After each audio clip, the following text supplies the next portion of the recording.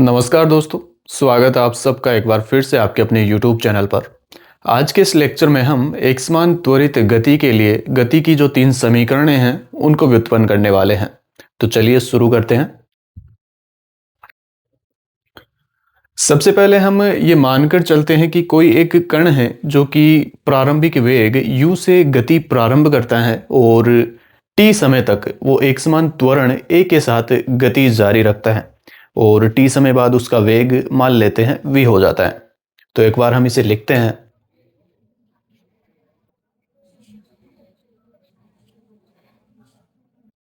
माना एक कण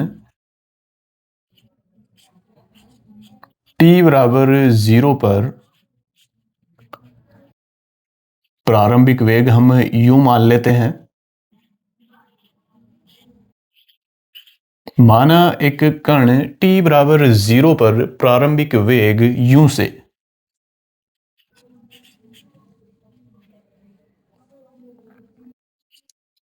तथा एकसमान त्वरण,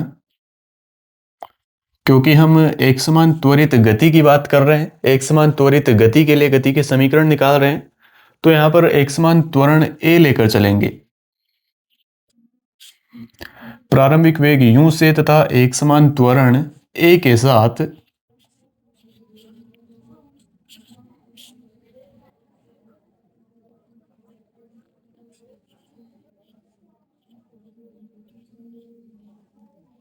गति प्रारंभ करता है।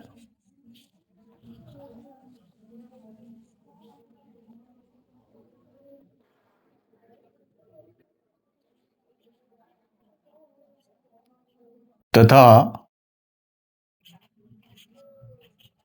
t समय तक गति करता है और प्रारंभिक वेग u से और एकसमान त्वरण a से t समय तक गति करने के कारण उसका वेग हम मान लेते हैं v हो जाता है। तो यहां पर हम लिखेंगे तथा t समय बाद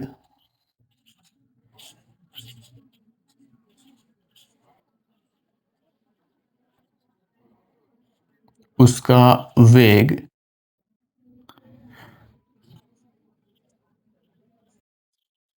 v हो जाता है। तो कोई कण है जो कि t बराबर 0 पर u प्रारंभिक वेग से और एकसमान त्वरण a के साथ गति प्रारंभ करता है और t समय तक गति करता है और t समय तक गति करने के कारण उसका वेग v हो जाता है। अब हम वेग समय आरेख से बात करेंगे और वेग समय आरेख मैंने आपको पढ़ा रखा है। जो सरल रेखा में गति की जो लेक्चर सीरीज मैंने बना रखी है वो इसी YouTube चैनल पर आपको मिल जाएगी, आप वहां पर देख सकते हैं।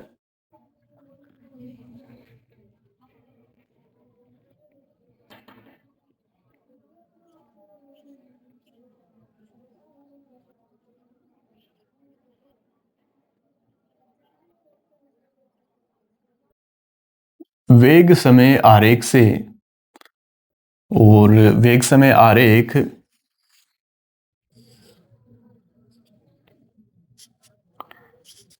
ये वेग अक्ष और ये समय अक्ष।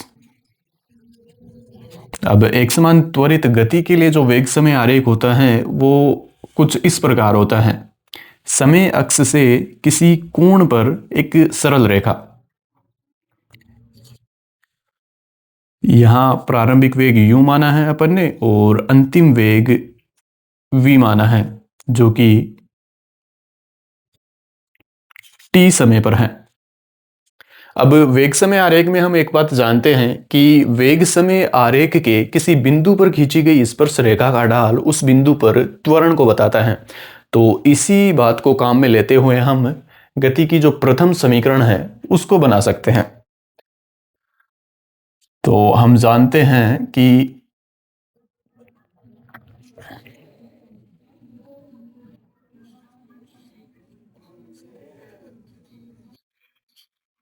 वेग समय आरेख के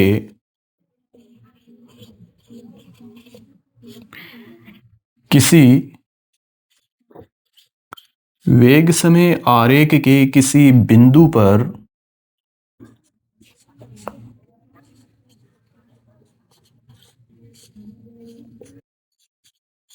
खींची गई स्पर्श रेखा का ढाल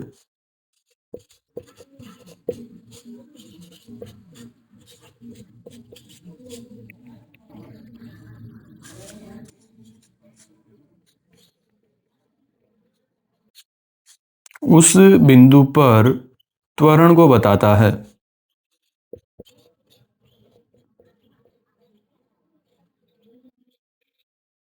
तो ये जो वेग समय आरेख हैं, ये जो वेग समय आरेख, इस आरेख के किसी बिंदु पर यदि हम कोई स्पर्श रेखा खींचे और उस स्पर्श रेखा का ढाल निकाल ले तो वो स्पर्श रेखा का ढाल उस बिंदु पर त्वरण को बताएगा।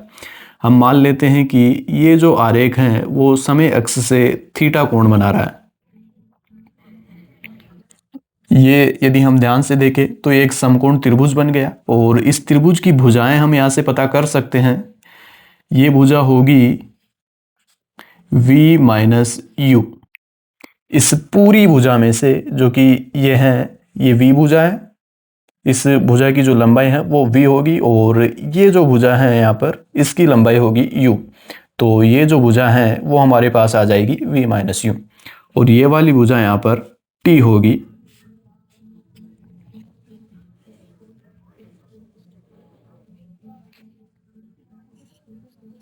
तो यहाँ पर जो स्लोप होगा वो त्वरण को बताएगा और स्लोप हम जानते हैं वो होता है tan थीटा।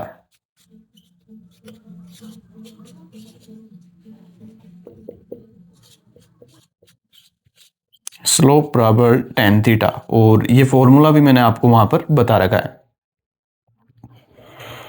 tan थीटा हम जानते हैं वो लंब बटे आधार होता है। तो यहाँ पर a बराबर tan थीटा बराबर लंब बटे आधार और लंब का मान है यहाँ पर v माइनस यू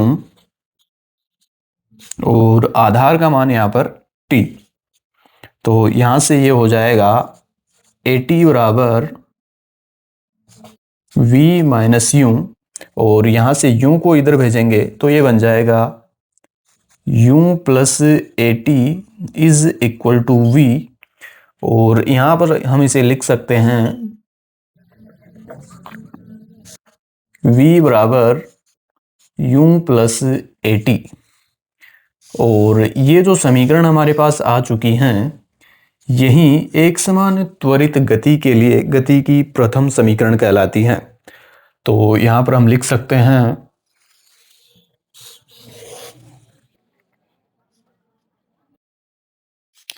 समीकरण एक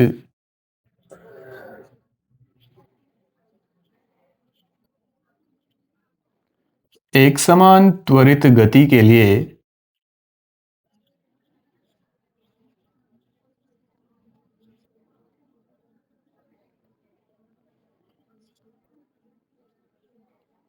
गति की प्रथम समीकरण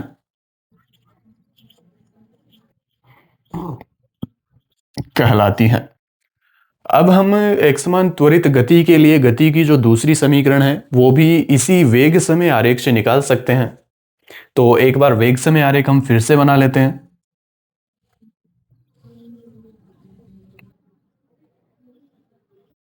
ये वेग अक्ष और ये समय अक्ष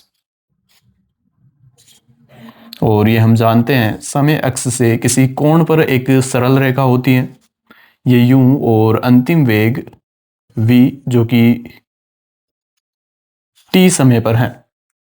अब वेग समय आरेख में एक बात हम जानते हैं कि वेग समय आरेख का समय अक्ष के साथ बना हुआ क्षेत्रफल विस्थापन को बताता है। तो हम जानते हैं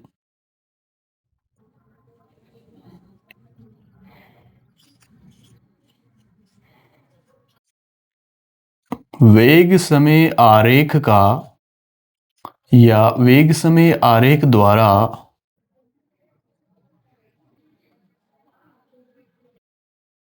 समय अक्ष के साथ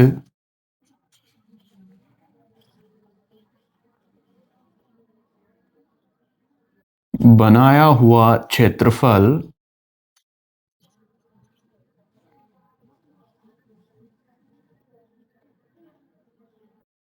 विस्थापन को बताता है।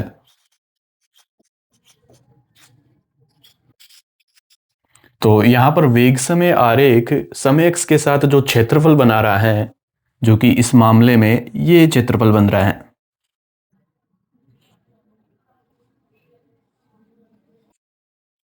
ये पूरा क्षेत्रफल जो बन रहा है ये विस्थापन को बताएगा।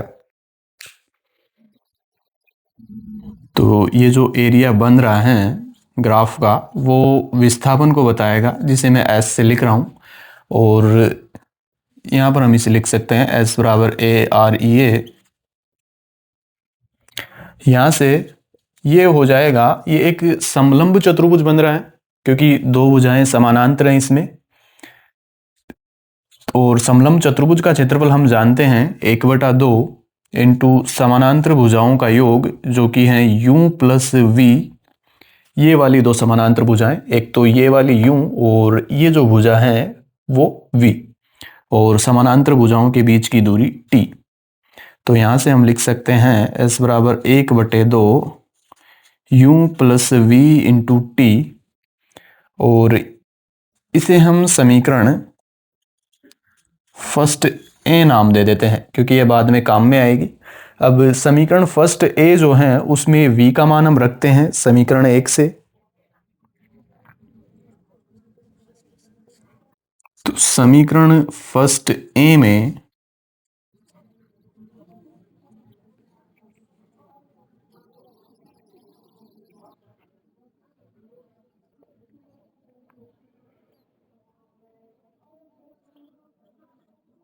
v का मान रखने पर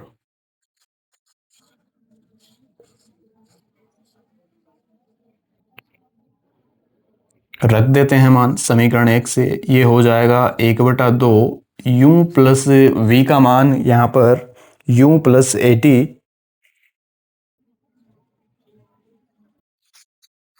और ये 80 यहाँ पर। तो s बराबर ये हो जाएगा 1/2 2u प्लस 80 इंटू टी। और इसे यदि हम हल करते हैं तो हमारे पास आएगा ut प्लस 1/2 80 स्क्वायर। और ये जो समीकरण आ चुकी हैं वो एकसमान त्वरित गति के लिए गति की दूसरी समीकरण कहलाती हैं। तो यहां पर हम लिख सकते हैं समीकरण 2 एकसमान त्वरित गति के लिए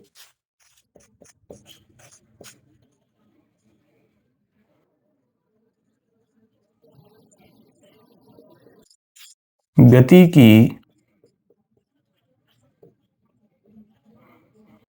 द्वितीय समीकरण है या कहलाती है।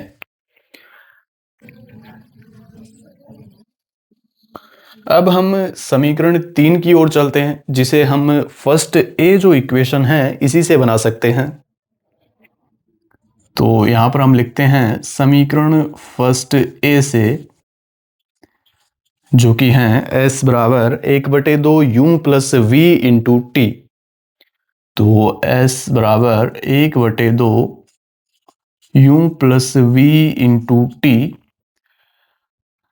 अब ये जो समीकरण फर्स्ट ए है इसमें t का मान हम समीकरण 1 से निकाल कर रखेंगे।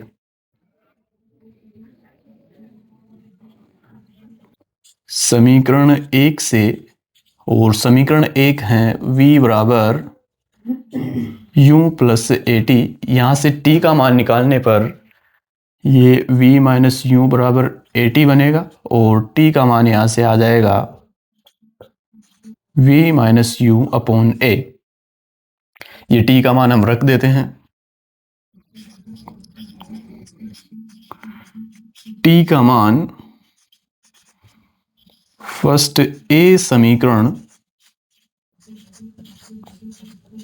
में रखने पर s बराबर 1/2 u प्लस वी और t का मान v माइनस यू बटे a। यहाँ से s बराबर ये हो जाएगा 1/2a, 2 और a को गुणा करने पर, और ये हो जाएगा u प्लस वी को अपन v प्लस यू लिख सकते हैं, और ये v माइनस यू। यदि हम ध्यान से देखें तो यहाँ पर a प्लस बी और a माइनस बी वाला फॉर्मूला लग रहा है। हम जानते हैं कि a plus b into a minus b ये होता है a square minus b square. तो यहाँ से हम लिख सकते हैं 1/2a, और ये बन जाएगा v square minus u square. 2a को इधर भेजेंगे तो ये 2as is equal to v square minus u square बनेगा। यू स्क्वायर को इधर भेजेंगे तो ये u square plus 2as is equal to v square बनेगा। और इस समीकरण को हम इस तरह से लिख सकते हैं वी स्क्वायर बराबर यू स्क्वायर प्लस 2as। और ये जो समीकरण आ चुकी हैं वो एक समान त्वरित गति के लिए गति की तीसरी समीकरण कहलाती है। तो समीकरण 3 एक समान त्वरित गति के लिए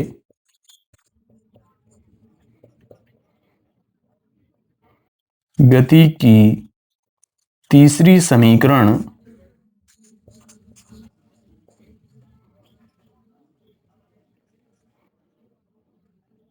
कहलाती है।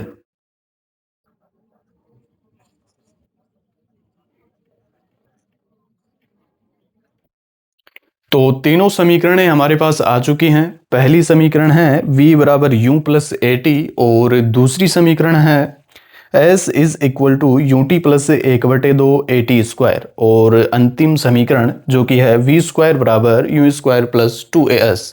तो इस तरह से हम ग्राफ की मदद से तीनों समीकरणों को व्युत्पन्न कर सकते हैं।